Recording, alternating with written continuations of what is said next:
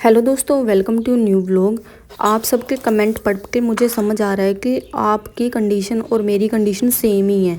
क्योंकि जो नए एस्पिरेंट हैं उनको समझ ही नहीं आ रहा कि कौन सी किताबें फॉलो करनी है, कौन से नोट्स फॉलो करने हैं। टॉपर को देखते हैं तो उनके नोट्स अच्छे लगने लग जाते हैं, कोई और वीडियो देखते तो उनके नोट्स अच्छे लगने लग जाते हैं। आज इसकी किताबें पढ़ ली, कल उसकी किताबें पढ़ ली, इसी चक्कर में जो है कई महीने हमने पहले ही ख़राब कर दिए। बट जो भी आपके पास बुक्स हैं उन्हीं पे स्टिक रहो, अगर नहीं है तो उनको ले लो और उसके अलावा जो है किसी चीज़ को मत पढ़ो। प्रैक्टिस के लिए आप इधर उधर से जो है किताबों को देख सकते हो। ये बात जो है हर टॉपर बताता है कि सोर्सेज क्या करने चाहिए, आपको फिक्स करने चाहिए। तो बाकी जो भी आज का टारगेट था उसको मैंने टेलीग्राम पे शेयर कर दिया है। और सुबह का काम कर लिया था, खाना पीना मैंने बना दिया था, उसके बाद मैंने भी खा लिया था। और 11:15 मैं पढ़ने बैठ गई थी। तो कल रात से ना लाइट ही नहीं आई थी, तो बाहर मैंने सोचा कि थोड़ी देर ना बाहर बैठ के पढ़ लेती हूँ। काफ़ी अच्छी हवा चल रही थी। यहाँ पे सबसे पहले मैंने रूरल मार्केटिंग के नोट्स पढ़ लिए थे। उसके बाद 1-1.5 घंटे बाद कोई आ गया था तो फ्रूट्स वगैरह लेके आए थे, तो उनको चाय नाश्ता दिया। उसके बाद ना 1-2 घंटे तक उनके पास बैठना ही पड़ता है, चाहे आप जानते हो चाहे ना जानते हो।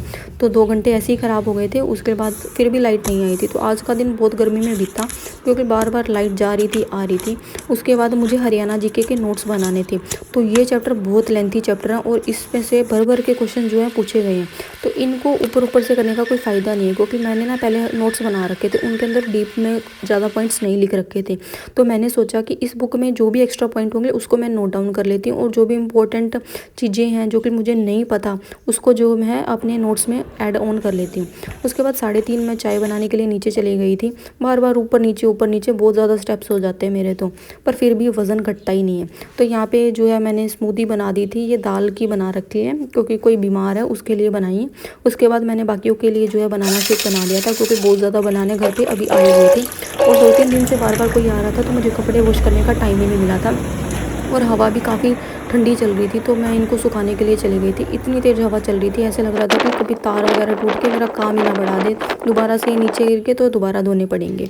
उसके बाद दोबारा से जो है मुझे खाना देना था, तो मैंने दोबारा से पनीर डाल के इसको प्रिपेयर कर दिया था। रात का खाना भी मैंने बना दिया था, क्योंकि मेरे टारगेट सभी पेंडिंग थे, मुझे पता था। उसके बाद जो है मैंने हरियाणा जीके के अंदर, क्योंकि ये चैप्टर बहुत लंबे लंबे हैं, तो उनको कर लिया था। बाकी रीजनिंग हो गया, वो कैब, इनको भी मैंने पढ़ लिया था, बट जो है मेरे को रिकॉर्ड करने का टाइम नहीं मिला था। तो ये जो है उद्योग ऊर्जा वाले चैप्टर मेरे हो चुके हैं, और खनिज का भी जो है मैंने पहले ही बना रखा था। एक्स्ट्रा पॉइंट जो है मैंने उसी के अंदर ऐड ऑन कर लिए थे। ये 3 से 4 चैप्टर बहुत ज़्यादा इंपॉर्टेंट है, इनसे तो हमेशा क्वेश्चन एग्जाम में आते ही आता है।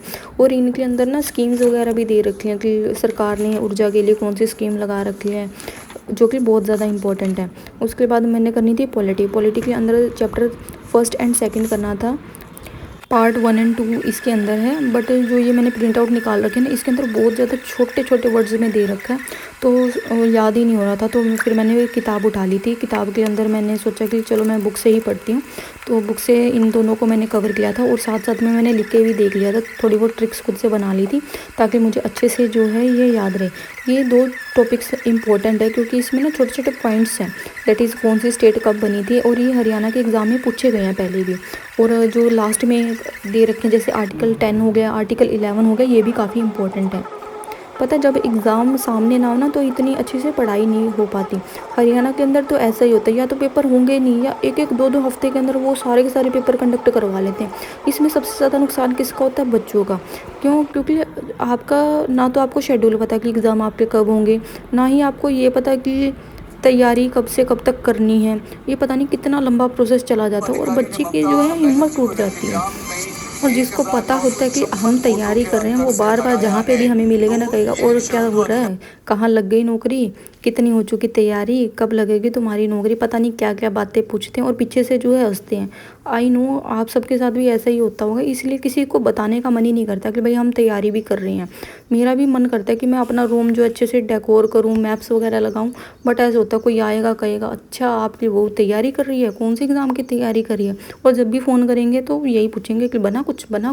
चाहता कोई नहीं कि आप नौकरी लगो, इसलिए चुपचाप अपनी मेहनत करते रहो, अच्छे से पढ़ते रहो। जिस दिन नौकरी लगेगी ना, उनको सबसे ज़्यादा मिर्ची लगेगी। तो यार एक दूसरे को मोटिवेट करो, क्योंकि डीमोटिवेट तो हम पहले ही हो चुके हैं, क्योंकि एग्ज़ाम का कुछ पता नहीं होता कब होंगे। ठीक है। इसलिए एक दूसरे को मोटिवेट करो ताकि जो है सबके सब जो है अच्छे से पढ़ाई करें। जिसकी किस्मत में नौकरी होगी वो उसको मिल जाएगी, कोई किसी की नौकरी नहीं छीन रहा। अगर आप 5 घंटे लगातार बैठ के पढ़ रहे हो और उसमें आउटपुट नहीं निकाल रहे, और एक बंदा 5 घंटे बैठ के उसमें से अच्छा आउटपुट निकाल रहा है, मेहनत तो दोनों ने बराबर की है, पर नौकरी किसकी लगेगी? जो उस टाइम को अच्छे से यूटिलाइज़ कर रहा है।